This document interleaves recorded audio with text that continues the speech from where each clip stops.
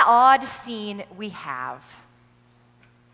A Jew and a Samaritan, a man and a woman, talking to each other.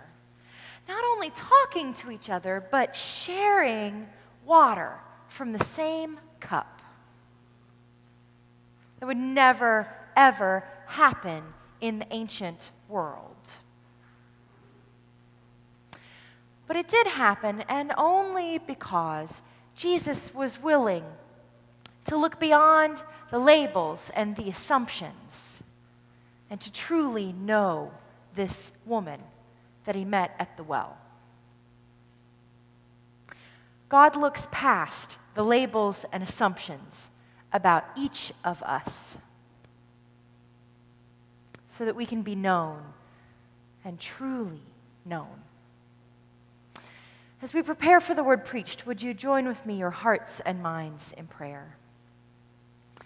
Oh God, may the words of my mouth and the meditations of each of our hearts be found acceptable in your sight, for you are our rock and our Redeemer.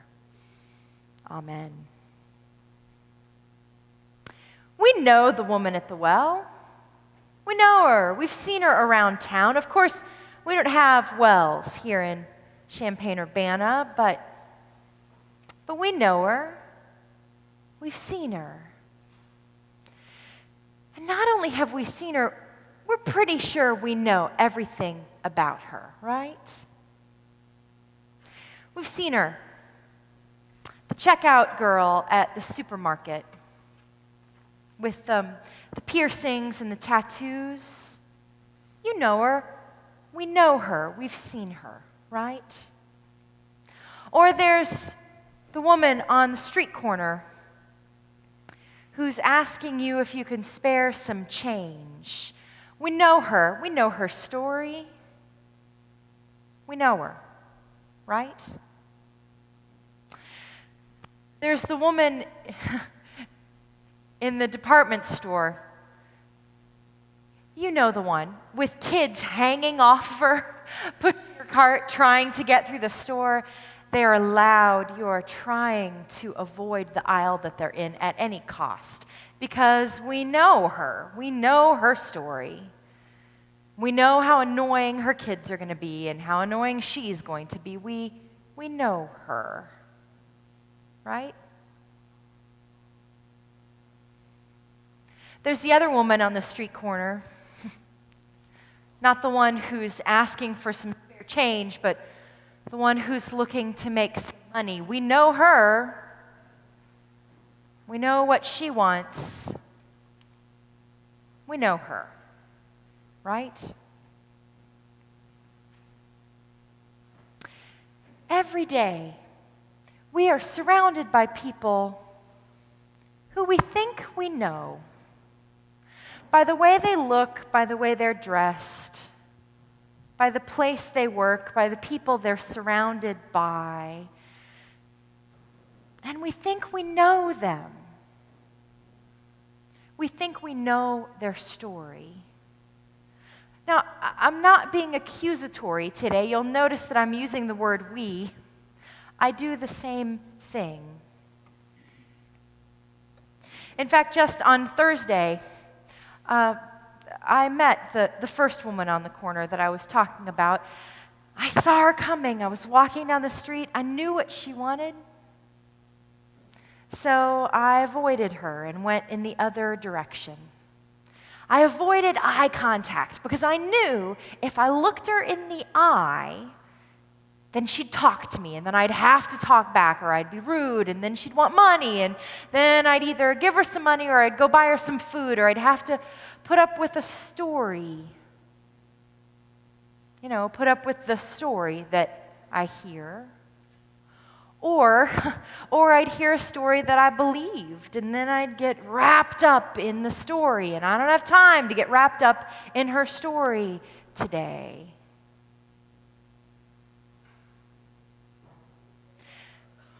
We know the woman at the well, and we think we know her story. Wherever we meet her,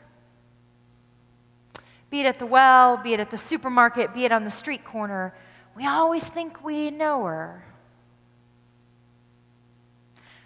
But the truth is, we don't.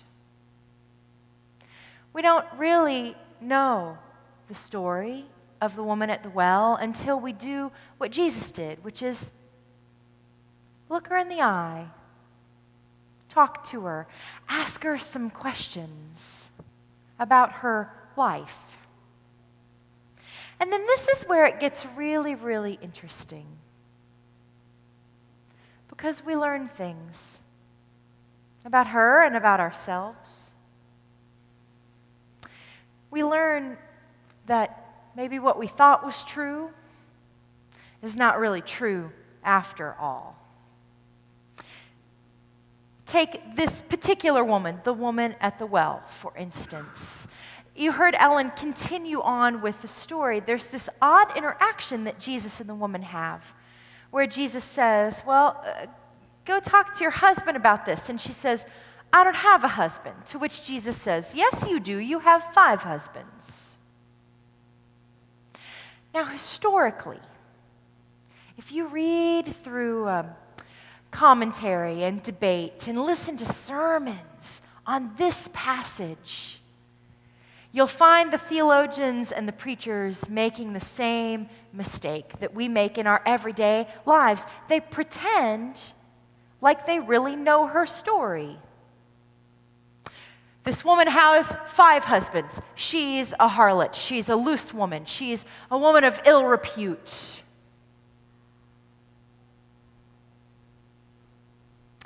Except we need to pay attention to the text. It's not what it says. Jesus simply says, you have 5 husbands. That could mean a lot of things in the ancient world.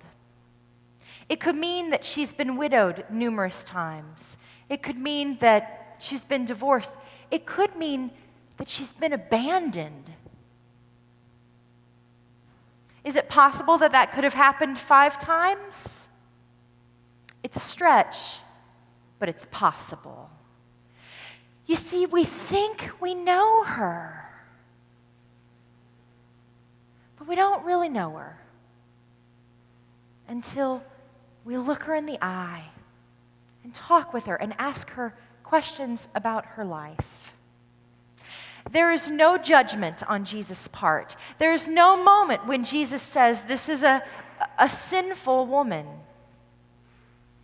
There's nothing that leads us to believe that this woman is doing anything wrong except for our own assumptions.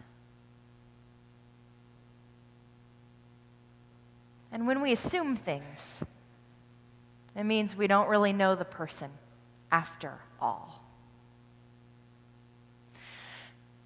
So there's a gift that happens in this passage, and it's a twofold gift for us. One is the gift of being able to be Christ-like in the world, to follow Jesus' example of meeting people and not just assuming that we know them, not just taking them at face value, but to share from living water with them, to be in true relationship with them. That's the first gift that we are given in this passage. That we get to be like Jesus and not fall into the easy trap of making assumptions, but that we really get to know people. I think that's where a miracle happens. It's not one of the big magic miracles like we find in the Gospels. It's an everyday common miracle of looking someone in the eye and getting to know them. But the second gift happens in this way. That as much as we know the woman at the well, we have also been the woman at the well. There have been moments and times in our